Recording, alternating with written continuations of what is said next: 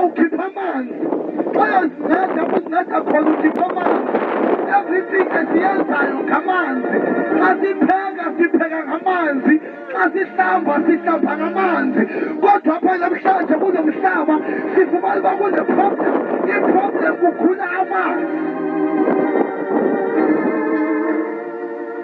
I-problem yale community kwakukugula kwamanzi. Hallelujah. Ithi makhelwane kwagula amanzi.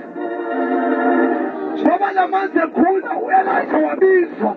Xa kafika ukuthi u-Elijah sisanityuwa ngifake emanzini ngoba la manzi anokufa. Kodwa wathi uma efaka ityiwa wathetha amazwi wathi la manzi akuthiwa wakhona kufa phezu kwawo.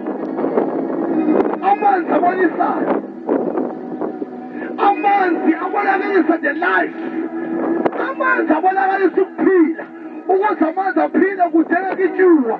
Lithi iBhayibhile ethina we are the salt of this world. Silapha namhlanje size emanzini akhulayo.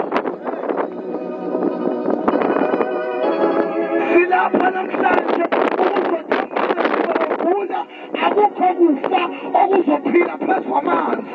Ngoba kukhula amanzi ayikho impilo.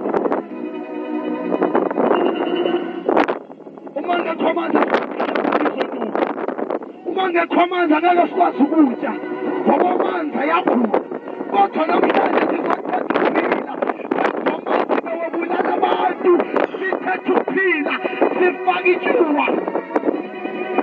Ukuhlonga natyiwa kunaku-favor. Kodwa uma ufake ityiwa kundi-favor. Silapho uzothatha i-flavor upon your life. Uthi uYesu yena I am the rivers of living waters. Njengomthombo wamanzi.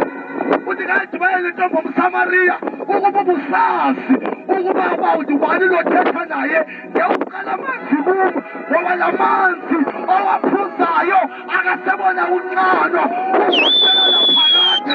Namhlanje sizisa uYesu ongamanzi okuphila wona phakade. Sizisa uYesu ongamanzi. Sizothatha ityiwa.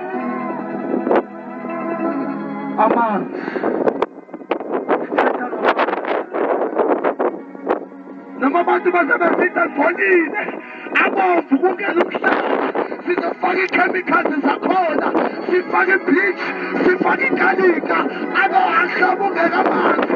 Ukwenzela abantu bakwazi ukusela amanzi ayakhula. Kodwa ukhona uYesu. Ukhona uYesu. He is the living waters. Hallelujah. Hallelujah. He is the living waters. Kwangagula abantu isizwe